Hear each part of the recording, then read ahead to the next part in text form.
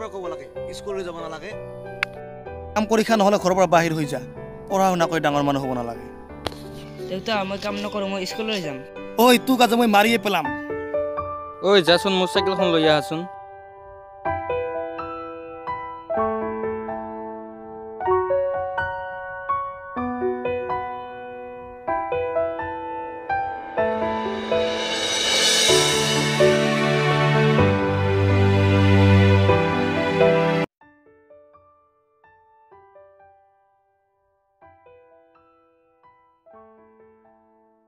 প্ৰশান্ত আজি তুমি স্কুললৈ নোযোৱা নেকি মোৰ দেউতাই মোক স্কুললৈ যাবলৈ মানা কৰিছে আৰু তাই মোক কামলৈ পঠিয়াই দিছে কিয়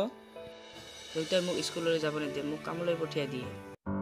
তেনেকৈয়ে ছাৰে প্ৰশান্তক তেওঁৰ ঘৰলৈ লৈ গ'ল আৰু তেওঁ দেউতাকক বুজাবলৈ ধৰিলে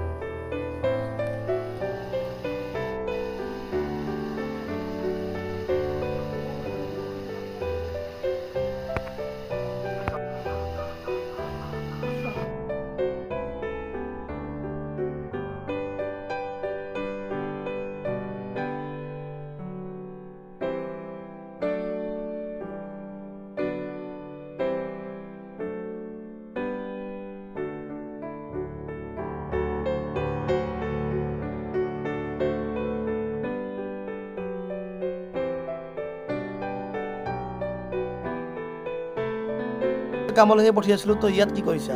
আৰু এখেত কোন এখেত মোৰ ছাৰ হয় অ' ছাৰ যোৱাচোন এখন চকী লৈ আহা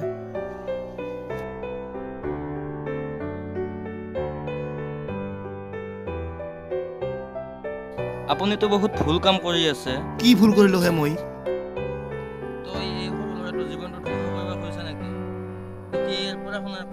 কামৰ বয়স হোৱা নাই নহয় তুমি আচলতে দেউতা নামৰ কলংক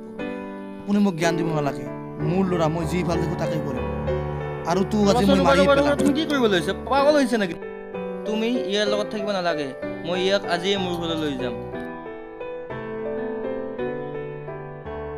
যা যা য'তে মৰা ততে মৰ গৈ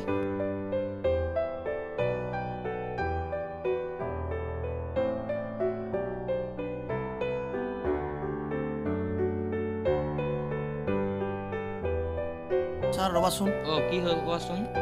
প্ৰশান্ত তই মোক কি এৰি থৈ আহিলি ছাৰ আপুনি মোক ক্ষমা কৰি দিব মই প্ৰশান্তক লৈ যাব খুজিছোঁ ক্ষমা খুজিব নালাগে তুমি যে কথাখিনি বুজি পাইছা সেয়াই যথেষ্ট হ'ব ছাৰ লৈ যাবা তেতিয়াহ'লে লৈ যা কিন্তু কেতিয়াও কষ্ট নিদিবা ঠিক আছে তুমি তেনেহ'লে তাক লৈ যোৱা কিন্তু কেতিয়াও কষ্ট নিদিবা হ'ব ছাৰ ব'লা প্ৰশান্ত